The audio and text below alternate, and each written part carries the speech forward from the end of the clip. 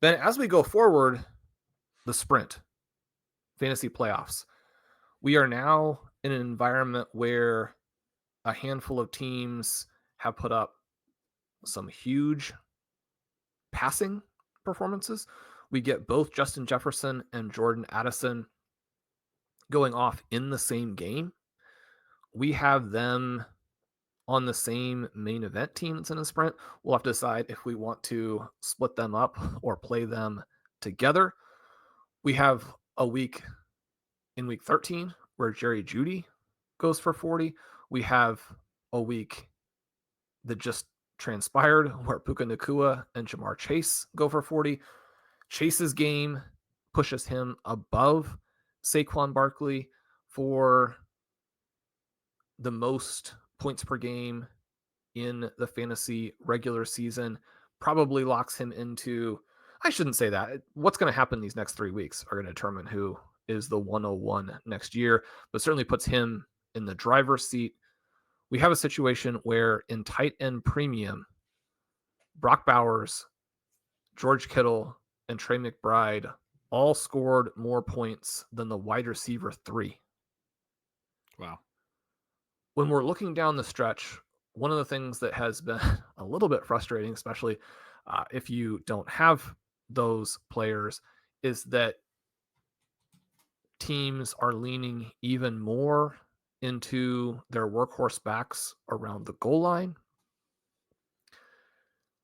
Some of that I think was inevitable, but it certainly is tough when you contrast that with Breece Hall and Kenneth Walker being injured. Those are some names that we liked and who actually, even in disappointing seasons, were scoring a lot of points and would be very key guys to have in your lineup.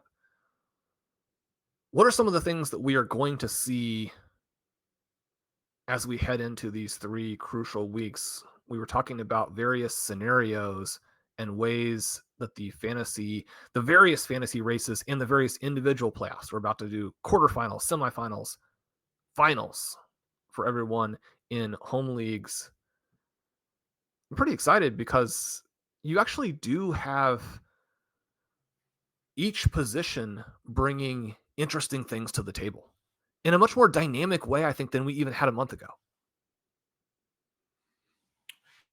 Yeah, I think that's really well said. And I think that's kind of the big part of it. When I was talking to, I believe I mentioned the subscriber on the show, or maybe to you before the show, but a subscriber recently about a team that just missed the playoffs. It was a good team, had some good players. One of the comments he made was, yeah, it probably wasn't good enough to win the championship anyway. And I was like, man, I'm kind of bummed that you missed the playoffs by so little, because I actually do think those teams that did sneak in will have a shot to win. I kind of think it's anyone's season for the reasons you just said, that there's a lot of ways to get there. There's a lot of really good players that can score a lot of different ways. The receiver stat you just gave was really fascinating, that those tight ends have all been better than the wide receiver 3. Chase, the clear wide receiver 1. If you look at points per game, the next 5 players in wide receiver points per game that at least played 3 games. So it's not, you could take Rashee Rice out because he only played three games. Is that right? He only played 3 games this year? Doesn't seem right. God, it's been a long time since he got hurt. Rashee Rice, Chris Godwin, Nico Collins, Puka Nacua, Cooper Kupp. All of those players, Collins, Nacua, Kupp, all playing right now, obviously, but they missed significant time. They all played between 9 or fewer games. The final 4 that I said, 7 to 9 games. Those guys are all ahead of Justin Jefferson in PPR points per game, who's the overall wide receiver 2. So there's this massive gap. It goes Chase, then all the way down to Jefferson in total points. Amon-Ra, CeeDee Lamb, Terry McLaurin, Garrett Wilson comes in at 6. I've seen people mention him as surprising that high. Jackson Smith and Jigba comes in at 7. It's a little bit like the running back position most years, where we say, yeah, but finishing like as a back end top 10 running back just means you played 13 games to this point, or you've played all 17 games at the end of the year. That's sort of what it feels like at wide receiver right now. That's the one position where, yeah, I mean, these other guys that have come back, Nico and Puka and stuff, do bring ceiling as well, though. And so I think a lot of different builds are very viable. And I think we're going to see a lot of different types of teams win, different configurations. I think we're going to see a lot of exciting moments. In past years, when we've talked about league winners, we've talked about like these individual games that just defined weeks. You just talked about Sean winning this last week against Jamar Chase and Puka Nakua. I mean, you played against a team that had the two 40-point scorers this week and still won. Jordan Addison on your side had 39. In past years, when you played in the playoffs against like an Alvin Kamara game where you had the 6 touchdowns, I mean, that may be too tough to overcome, but those things are the legendary games. There's other years like Todd Gurley's really good playoff runs were really, really strong, but maybe not to that level. They're going to be overcomable this year by the right configuration of players. And so you're going to see different types of teams win in advance. You're going to see different types of champions, I think. Now, I mean, there could be some truly legendary games that really define things and are the true league winners, but it's fascinating. It's also fascinating because I saw a note from our buddy Davis Maddock on Underdog this year. Saquon Barkley and Jamar Chase had the highest advance rates out of the regular season of any player in Best Ball Mania history, just nudging ahead, I think, of like Cooper Kupp's 2001. Like this has been going on for 5 years now. And so you do have some concentration on the very best players, but you also have what I was just describing. Those players are going to be paired with a lot of different types of players that can score. And then other teams have a lot of players that can score. We've shown that. We got that Chase team through, but we don't have Chase on the other teams that we've gotten through. We don't have Barkley on any of them. You can have other configurations. You can have those tight ends in those FFPC formats with the tight end premium. We have 2 of those 3 on all those teams. We have Bowers McBride on the one. We have Bowers Kittle on the others. And those are really meaningful, builds as well. So just a lot of ways you can get there. I think it's a really fascinating season in terms of what could come forward for those of you who made it and are thinking that your team's not good enough. I think you do got to consider that there's a lot that's left to be decided, basically. And I do want to note that when I was talking about the tight ends, in terms of the tight ends and receivers at the top of the total points leaderboard, the tight ends are averaging more than the wide receiver 3. A little bit of a hybrid note that probably is somewhat misleading, and yet again gets to this general point of how many points those top tight ends have scored. It's insane that Trey McBride has done it without a receiving touchdown. And you mentioned that he wasn't involved in the first half. You're watching the FFPC finals. You're thinking Brock Bowers, Trey McBride, neither of them going for their teams. Wrong week for them to decide to beat opponents in a different way. And then they come out and basically every pass in the entire second half of that Cardinals game was to McBride, including multiple end zone targets where it felt like if they couldn't win the game, that the Cardinals were going to get McBride that receiving touchdown. Unfortunately, he did happen to be very well covered on all of those, and the ball was consistently knocked away. But he's saving all those for weeks 15 to 17, Sean. I think so. Yeah. Do you have, or should we be looking at some specific guys as late season risers? Obviously, Bucky Irving was someone who looked like he was going to be a potential sprint superstar, but now injuries are probably going to mitigate that effect if he can get out there and play. Maybe if you have Bucky, you're hoping they hold him out a game and then he can come back and put up big scores in week 16 and 17. You have some players like Tyrone Tracy who are living on high value touches, but the offense is hopelessly broken. Tracy, I believe 10 targets in week 14, but only like half of them were catchable. And he also had some drops. It's great when you have so many targets that you can go through some of those foibles and still score. He had the strange replay overturn on a touchdown that in most cases, they probably just would let go.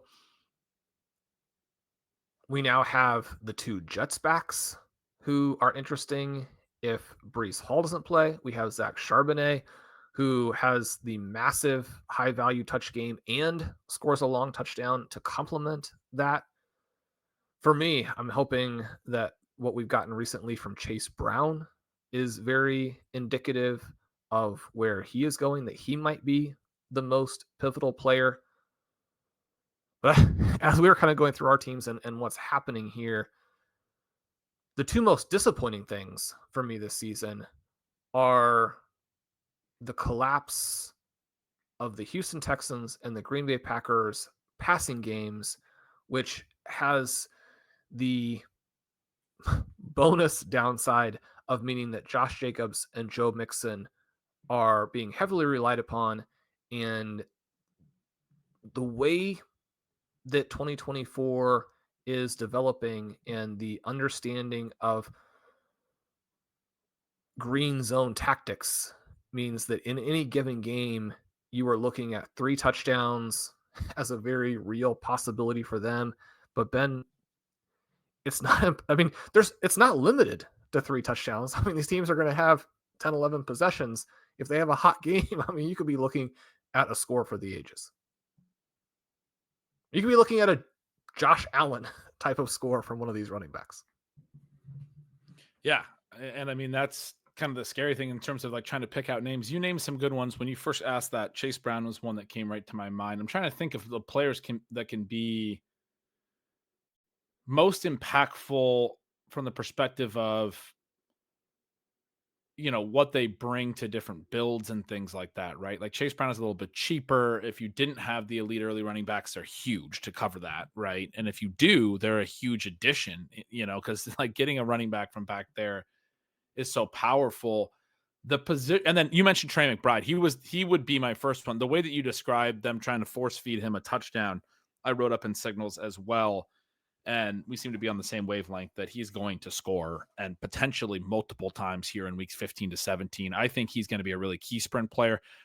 Probably the biggest reason that I was so excited about Jamar Chase getting us the win in that matchup that we described on the first episode this week, which I don't think we ever finished telling that story. I was realizing as we were getting through it, we got sidetracked.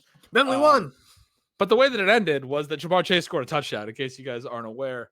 But yeah, that was very fun and exciting. Was kind of counting down the points at the end there, and he scores a TD. And you know, we were talking about it before the show. We both were wondering, are they going to be? Are at this point, are we wanting them to play for overtime when they go to punt because it's tied, and then maybe you can get there in overtime? They end up getting that TD at the very end from 40 yards out, where they're almost in field goal range. And I was thinking that the moment had passed. Anyway, that was a fun situation. But other than or what I was going to say is, in addition to getting a Jamar Chase team into the sprint, which feels so huge because he's scoring in a way that not a lot of other receivers are right now. One of the other receivers that is Jerry Jeudy. If you look at the last 5 weeks, for example, in points per game, Jamar Chase is at 37 PPR points per game. Puka Nacua is at 25. He's the other huge name. Judy's at 24. No one else is over 20. Judy's actually meaningfully higher, 4 points per game higher than the wide receiver 4 over the last 5 weeks span. Jordan Addison, Sean, right there at wide receiver 5, another guy that we have on that roster. So you have, obviously Judy's driven by that huge game that he had in that stretch. Addison as well, and Chase as well, that he's had multiple in that stretch. But Chase is a guy that's done it so many times at this point that you're like, man, this is the receiver that can really, really separate at a position where people aren't getting the production. But the other guys that could maybe bring some real impactful production at that position are Judy, the way that Jameis Winston has been going. And one that came to my mind was Jawan Jennings, who's been playing really well, that could be huge. But yeah, no, I was going to say, other than the Chase element, getting him through to the sprint, the player that I was most excited to get through to the sprint on that roster, that one that we described, was Trey McBride. I'm very, very excited for what Trey McBride can do the rest of the way. I think he's about to, in the last 3 or 4 weeks, as Arizona's really been trying to get to the playoffs, they've more or less I wouldn't say given up, but they're not holding out hope for Marvin Harrison to suddenly have a massive breakout in his rookie season. Now that may still come. They may still be trying to do that a little bit. But what we've seen is we're just a Trey McBride offense, which is something, again, you go back to the offseason, we talked about. I know I talked a lot about that Trey McBride was just going to get more targets and more receptions than Harrison. A lot of people thought that was a little bit bold. And by ADP, it was bold because you talk about their positional value. If McBride's going to catch way more passes, then that's meaningful. At this point, Sean, he has 20 more targets. He has 35 more receptions because they're shorter area catches and all that.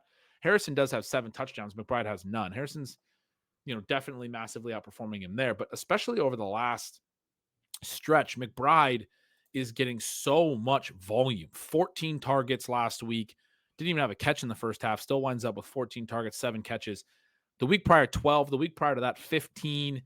Coming out of their week 11 bye, he has not had fewer than 12 targets in a game. 3 straight games of his 3 highest target volume games. The touchdown has not come, but they're really trying to get it there. And he's just so clearly like the engine of their offense right now. Now, they've lost all those games. They've had to throw a lot. They'd like to get out ahead of one of these games and actually be able to run the ball and do some different things. But it does feel to me like Trey McBride, where that offense is just the focal point in a massive way right now. Is really kind of becoming what we hoped he would be. Again, the lack of touchdowns is the only real reason that he's not completely tearing the top off fantasy football right now. If he just had 5 TDs, another 30 points, I mean, it'd be massive. Obviously, Brock Bowers would be right there with him as well because Bowers is doing incredible things too. But we just need to get him a few touchdowns. If he can have the type of target volume he's had with a few TDs over this last 3-game stretch, you're talking about him being an absolute monster for the fantasy playoffs and in terms of dictating who actually wins these leagues.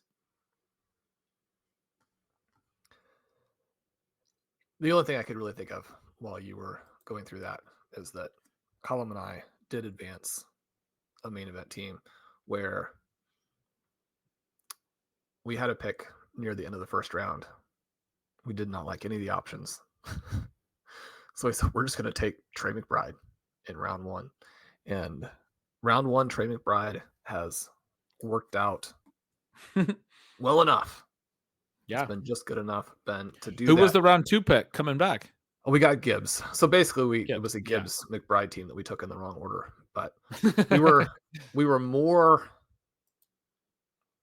locked in on making sure that McBride was not taken than we were Jahmyr Gibbs, who Jahmyr Gibbs has been fantastic. He's basically scored the same number of points as his running mate, who was a much better bargain. I'm not too worried about that when we actually got the Gibbs season that we were hoping for in many, many ways. Ben, you mentioned Jordan Addison.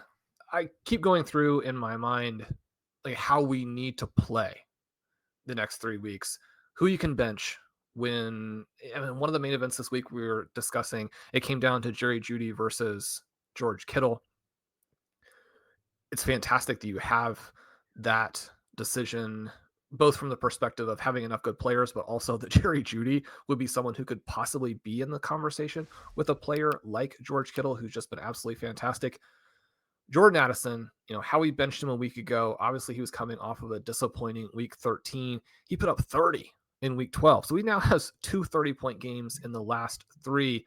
You go back a little bit farther so that you're not taking in basically just those 2 games. You look at the last 5 for the Minnesota Vikings.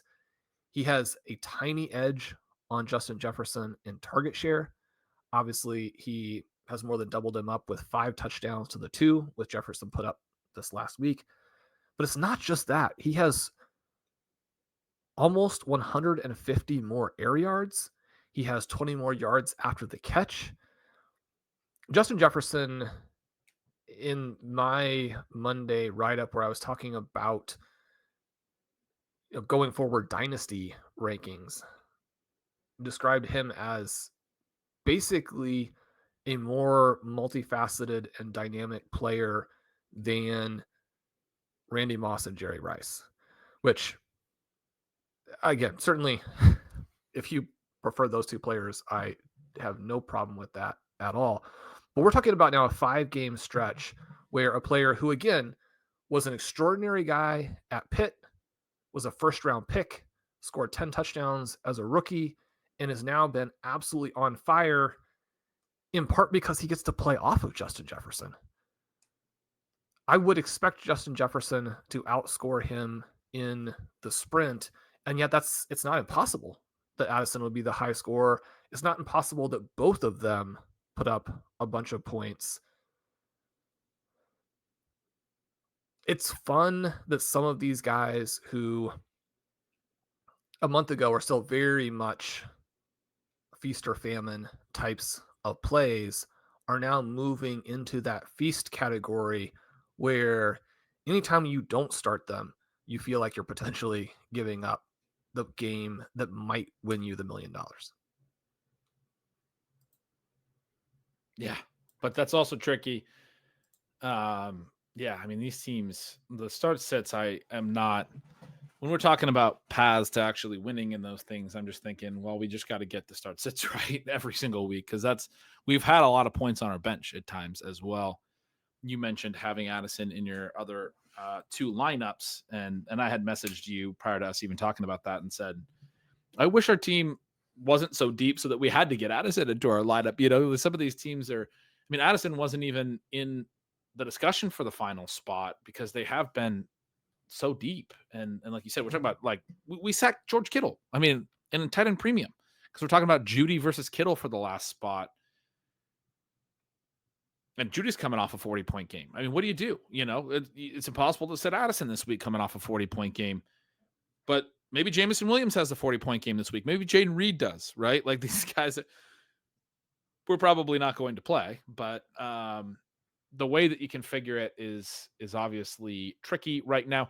Some of the other names that you, as you were talking, that I was thinking of, I mean, I went right to wide receiver and tight end, where I think the edge can be so massive. I think Josh Allen at quarterback is also, what he did last week is just crazy. And I think he's going to go win MVP for the first time. And I don't really see any reason for them to not do what he's done.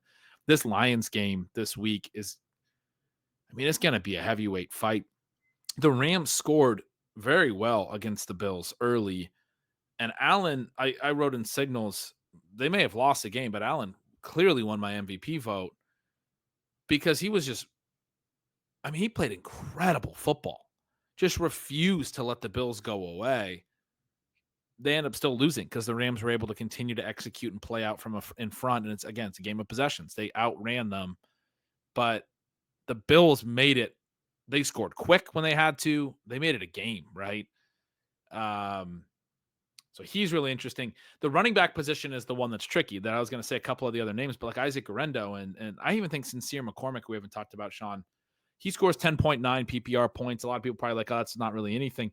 The reason, I mean, even Guerrero, who I think has a better scoring profile, and we saw him get the 2-touchdown game because the Niners are so good.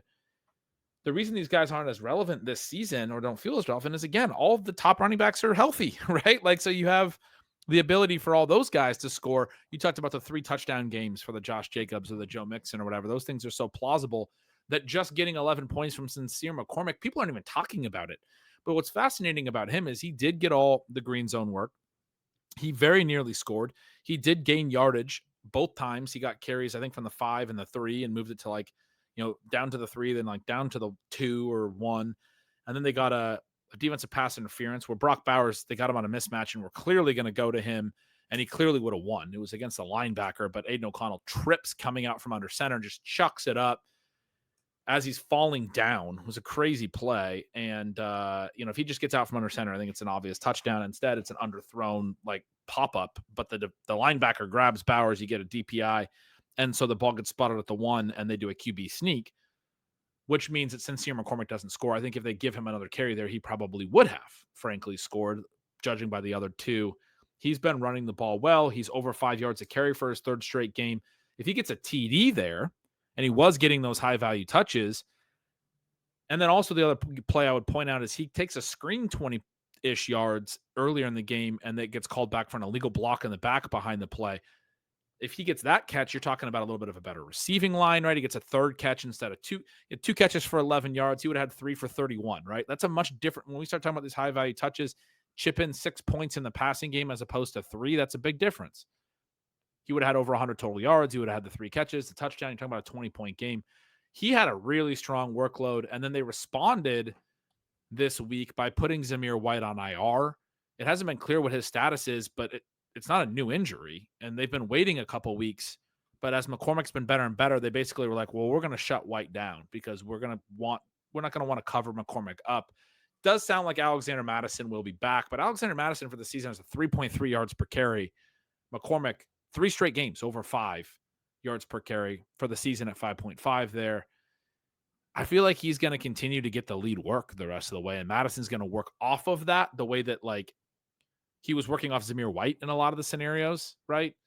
He could be a surprise 20-point scorer in one of these playoff matchups going forward. For people that, I mean, he might even still be available in some of these leagues. For people that don't have the running back firepower, for him, because you're not going to start him over any of the other like healthy, good running backs. But if you don't have those guys and you're plugging in Sincere McCormick, it'll be really helpful if he scores 20 and matches Josh Jacobs 20, right, in your opponent's lineup. So those types of scenarios could be pretty huge.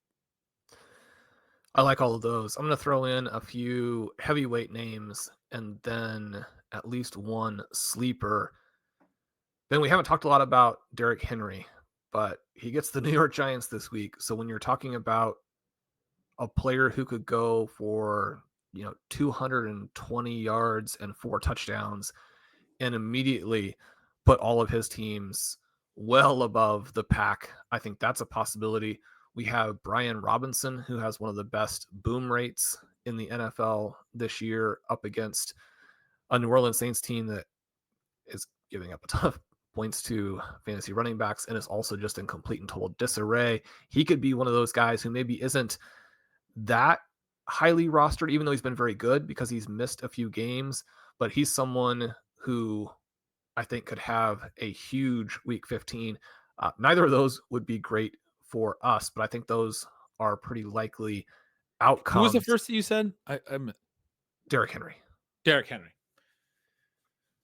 Yeah, no, I like the Brian Thomas one for sure. Henry's, I guess an obvious one, right? we're definitely worried about him.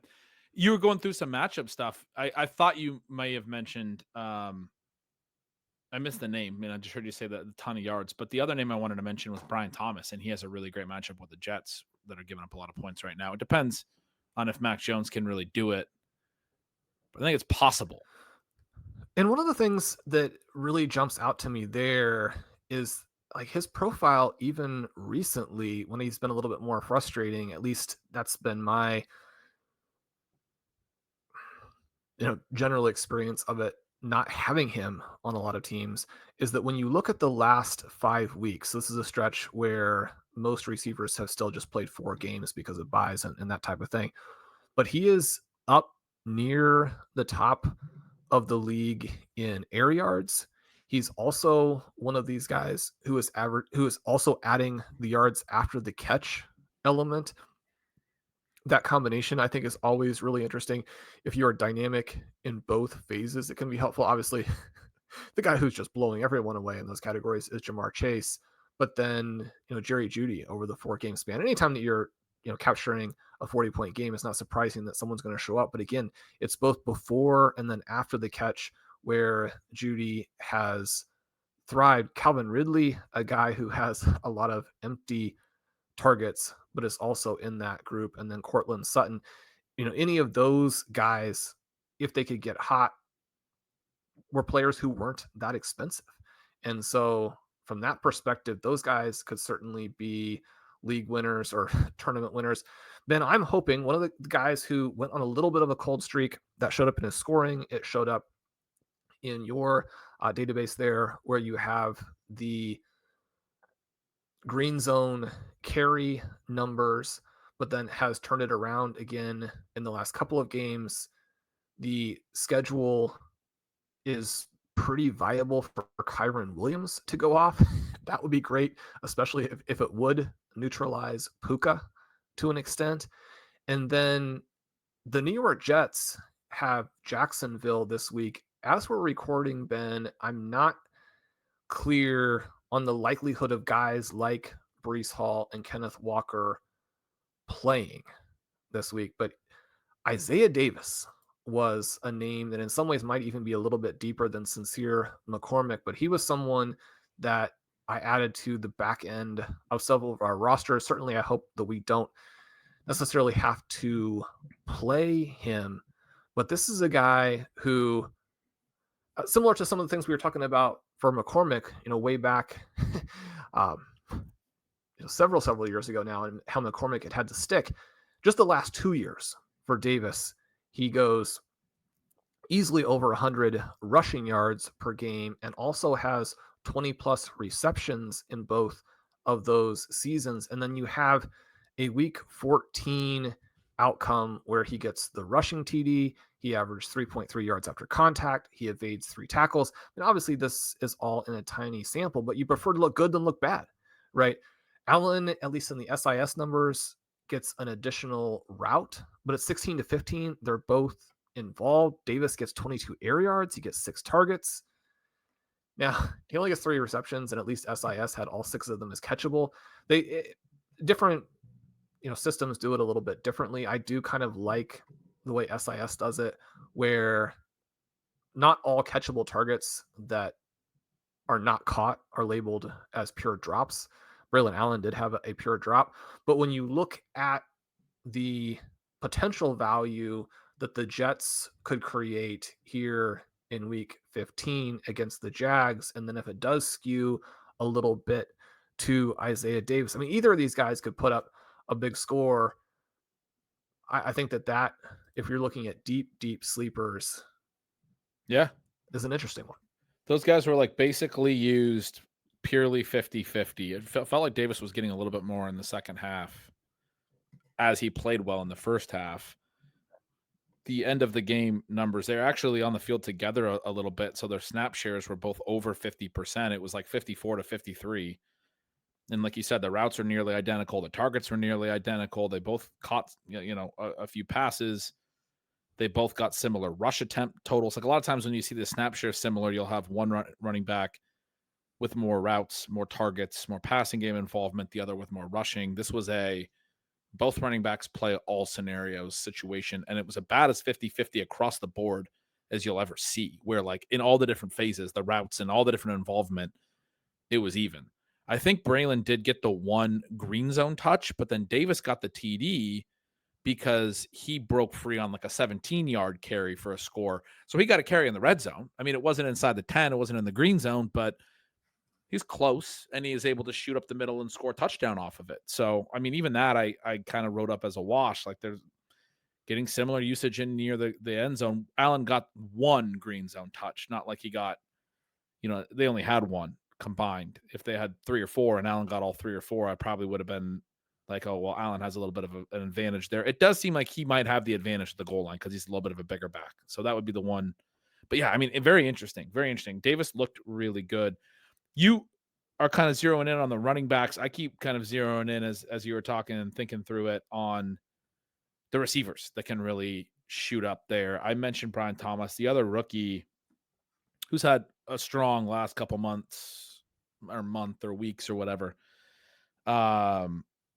Banged up, Ladd McConkey, though. I mean, they didn't have him last week. They tried to get Josh Palmer going. They kind of did. Herbert ends up overthrowing him on one play that could have been a long touchdown. They really tried to force some stuff to Quentin Johnston. He has one of the more efficient games that he's had. But really, when you're thrown to those guys, it feels like it has to be so perfect. Ladd, it feels a lot easier for Herbert. Not having him in there, it felt like a problem for the Chargers in this game at times.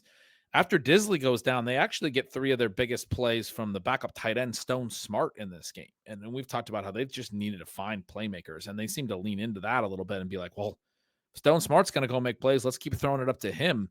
He had like 48 yards or something on his 3 targets, 3 catches.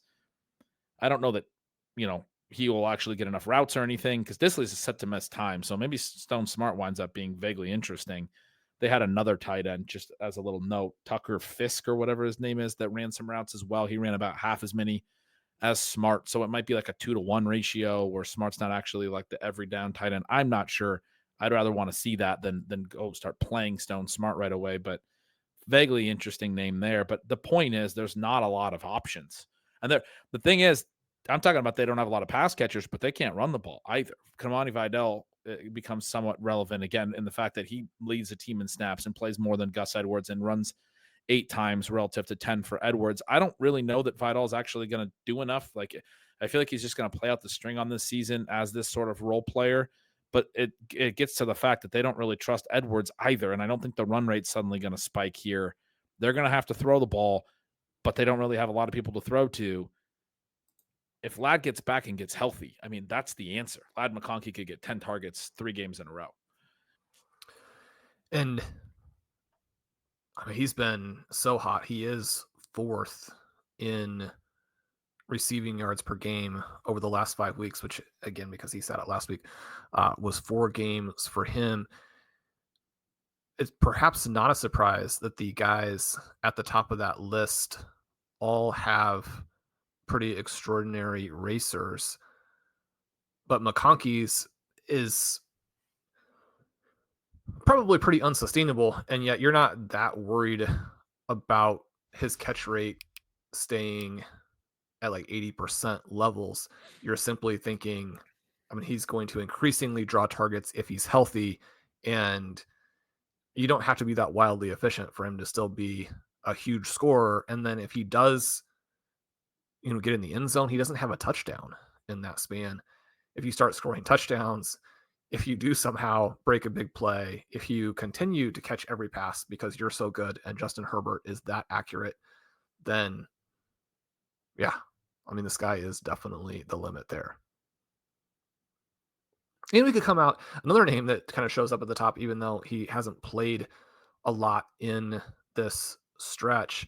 Nico Collins putting up massive numbers since he returned from injury, and that's despite having 2 long touchdowns called back because his teammates can't either line up or follow the rules instantly after the snap when it doesn't really relate to the play.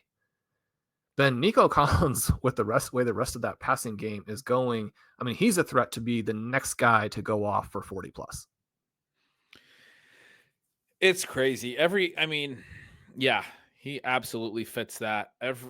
The more we talk, the more guys we can name, right? I mean, that's the season that we're in right now. I mean, there are so many players that could define the rest. It's a fun fantasy season, one of the most fun ones we've had in years. When I talk about like the Sincere McCormick, and you're talking about like the Isaiah Davis, like in past years, those types of things were more relevant. You kind of had to find those answers. And then you're really hoping that the few stars that are still healthy are the ones that do really well and define the playoffs or you're hoping the ones that you have.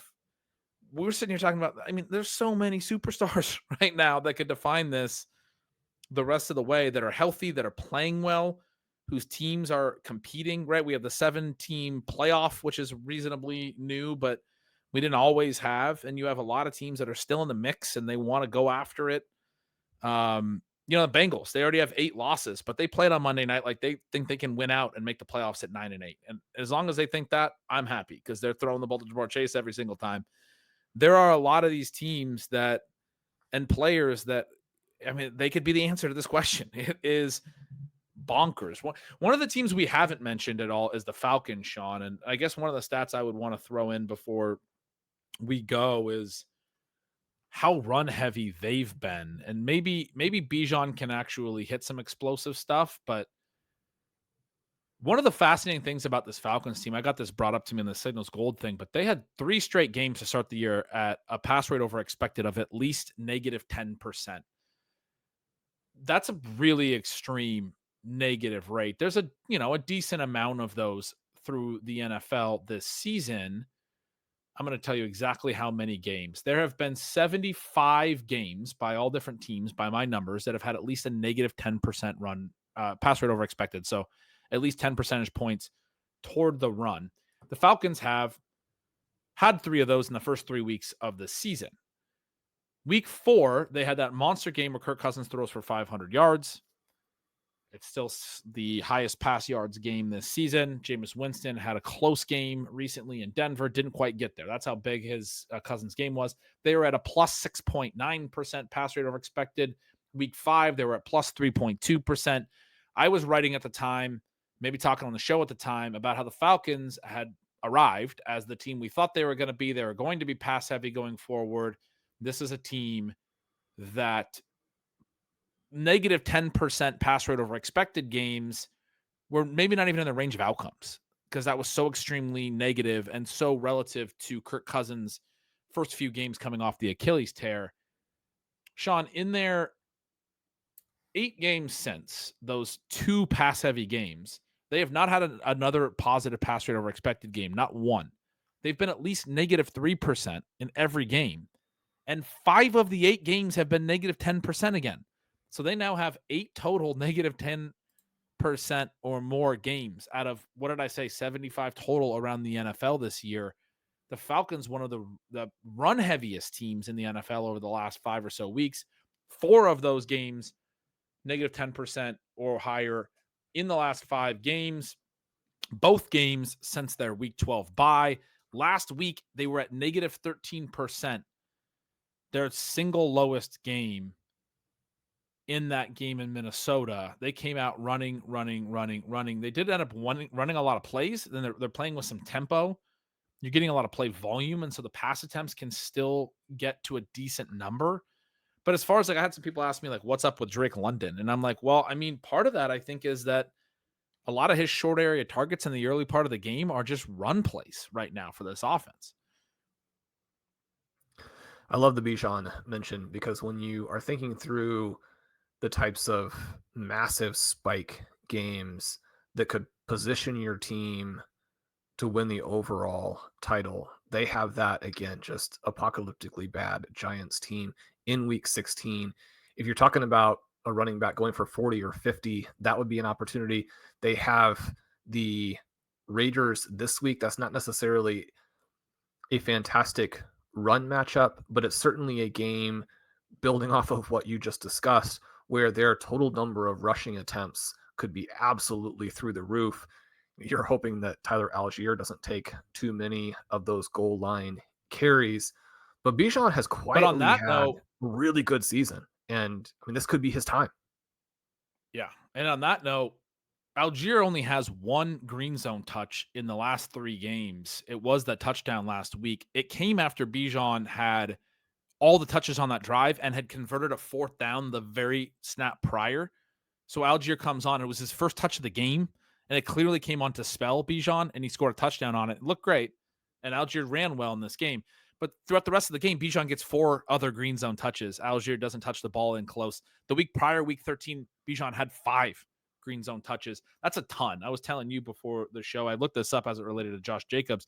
There have only been 27 individual running back games this year with 5 or more green zone touches. So Bijan has 5 and 4 the last 2 games. You mentioned that stat a little bit ago with Josh Jacobs. Since their bye in week 10, he's had 4, 5, 6, 5 green zone touches. So he's averaging 5 per game over the last 4 games since their bye. It seems like Matt LaFleur came out of the bye like, look, we're going to really run the ball heavily in the green zone. And Josh Jacobs has 2, 3 TD games in that span. What I'm saying about Bijan is coming out of their bye in week 12, 5 and 4 these last couple games. I'm not that worried about Algier, I don't think. I mean, he can still steal some. Like, it's obviously it's plausible. Prior to these last few games, he had some games where he had multiple green zone touches, Algier. But the way that they've been using Bijan lately is like they want to get him a 3 TD game, is what it looks like to me, at least.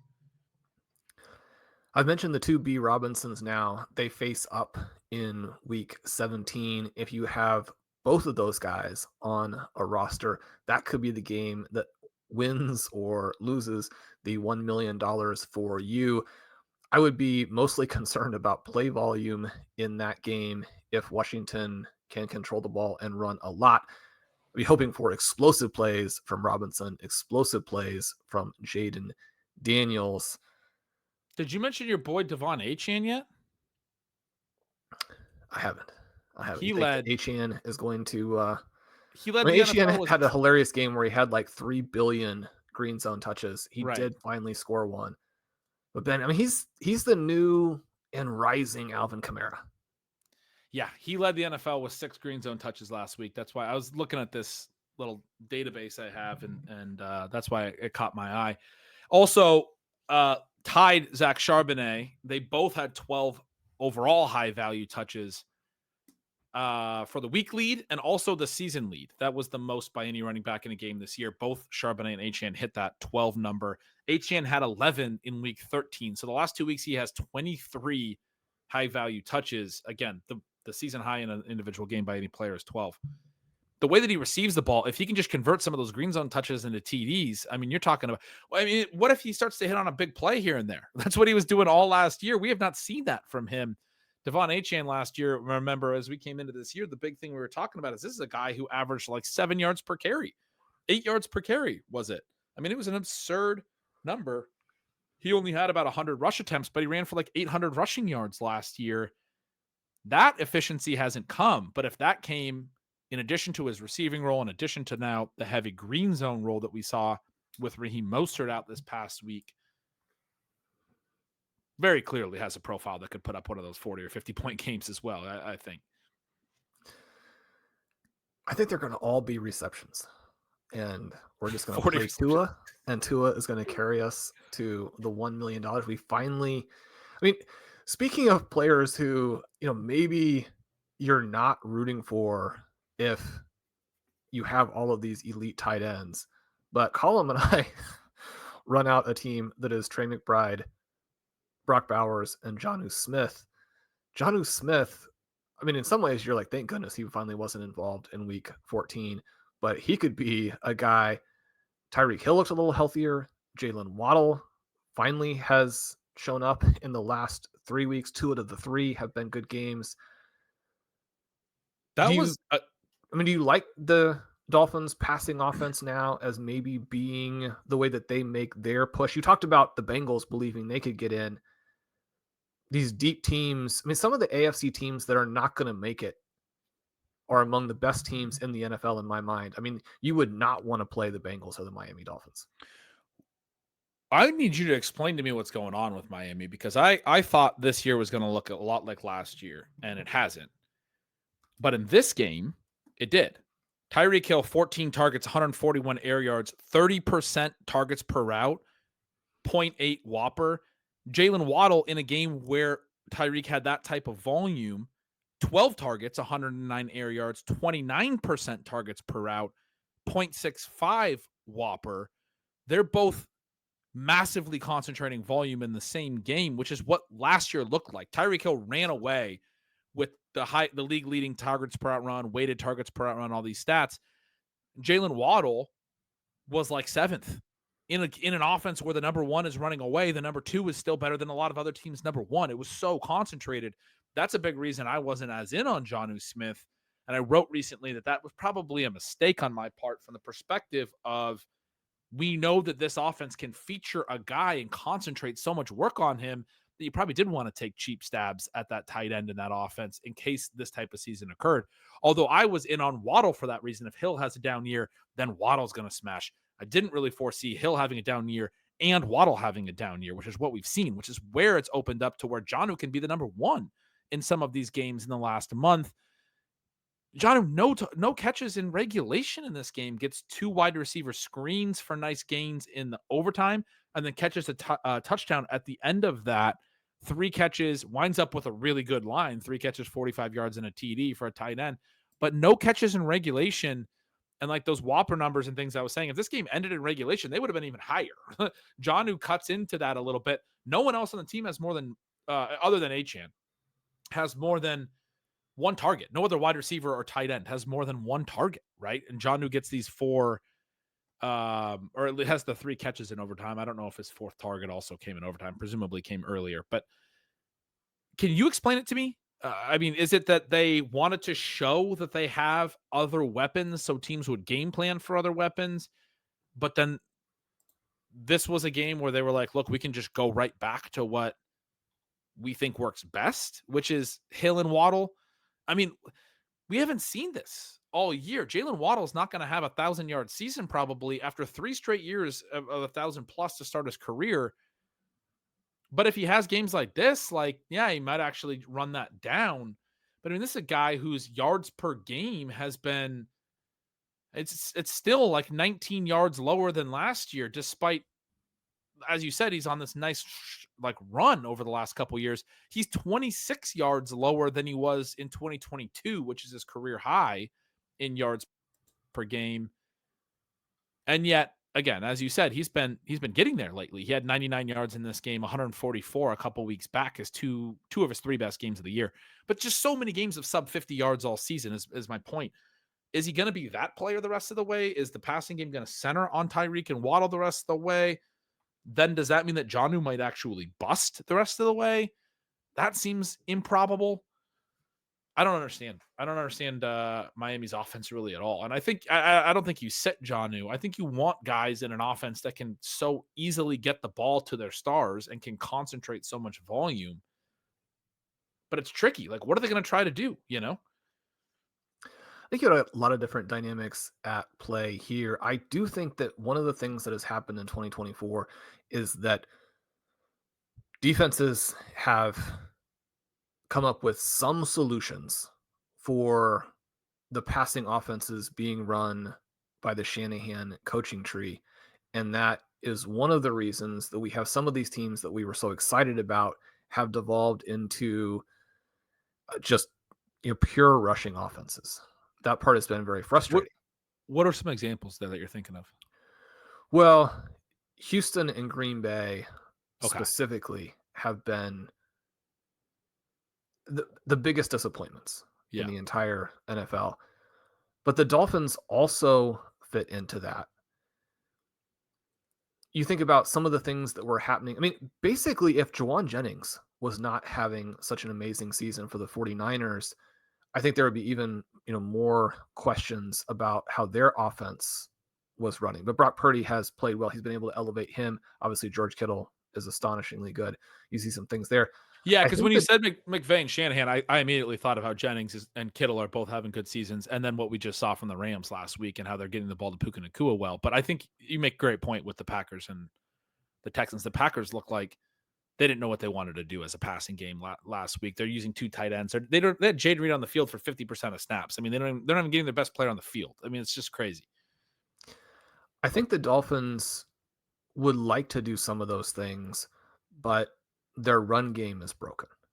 And so you think about the injury to Tua, that obviously was a massive setback for the team. You look at their run block PE numbers by SIS, and the Dolphins are in the bottom third of the league. That part is pretty surprising. You look at Devon Achane, and he's tied for the fifth most stuffs in the NFL this year. I mean, think about that. The guy that you just discussed, where every single play last season seemed like it was going to go for a 40, 50, 60, 70-yard touchdown, has been stuffed 40 times. Everyone ahead of him has at least 200 rushing attempts. He's at 149. I mean, his stuff rate is off the charts, and probably a little bit of that is on him.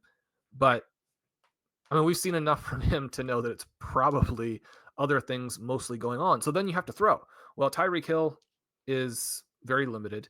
Jalen Waddle, maybe a guy who has to play off other people. Now, he had huge target numbers as a rookie, just purely underneath. And one of the things that I thought was encouraging this last week was that he did have some more of these more manufactured looking targets where he didn't have to get open kind of in that deep splash zone. They got him some other plays. But if you have all of these things going on where you're struggling to pass, but you're also struggling to run, but you're Mike McDaniel and you are maybe the most creative, innovative coach in the NFL, you're going to keep finding some solutions.